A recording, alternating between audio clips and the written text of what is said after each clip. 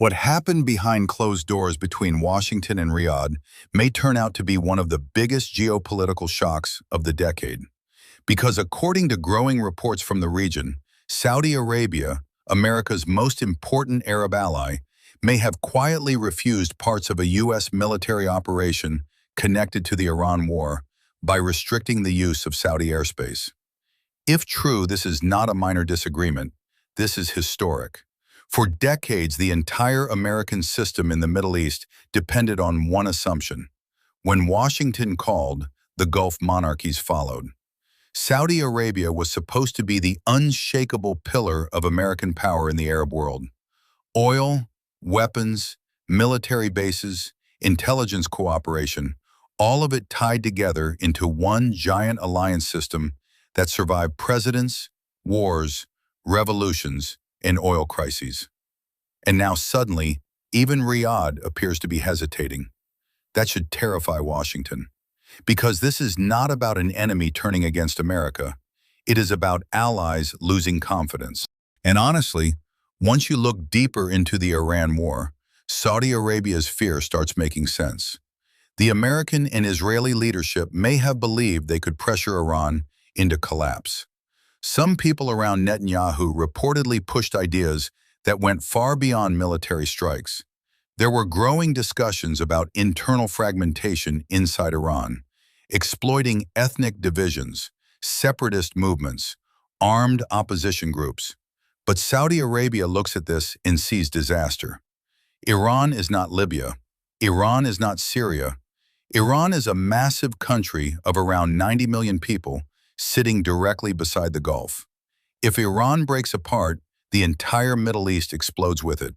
Millions of refugees, sectarian wars, militias everywhere, terror networks, shipping chaos, oil shocks, economic panic.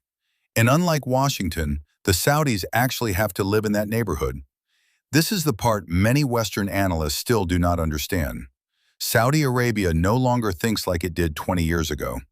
Mohammed bin Salman is trying to transform the kingdom into a global investment and technology hub. Vision 2030 depends on stability.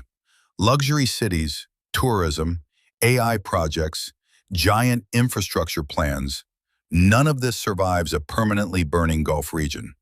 The Saudis may dislike Iran deeply, but they fear chaos even more. And this is where the real geopolitical earthquake begins. Because if Saudi Arabia is beginning to doubt Washington, then who is next? Europe already talks openly about strategic autonomy. Canada increasingly distances itself psychologically from American politics. Asian allies quietly worry about Washington's unpredictability. But Saudi Arabia? No one expected this.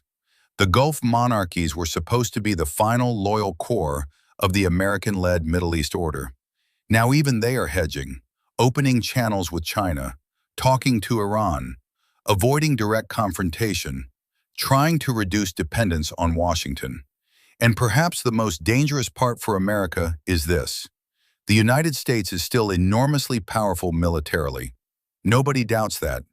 But allies increasingly doubt whether America still knows how to manage the world it created. That is a completely different problem. Empires rarely collapse because enemies destroy them from outside. More often, allies slowly stop believing in them from inside. And if reports are true that Saudi Arabia quietly blocked part of Trump's regional military plans, then we may have just witnessed one of the clearest signs yet that the old Middle East order is beginning to crack. Not because America disappeared, but because even America's closest partners are starting to fear the consequences of following it too far. And from a European perspective, this should alarm everyone.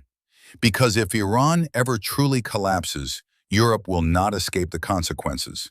Energy shocks, migration waves, economic instability, political radicalization.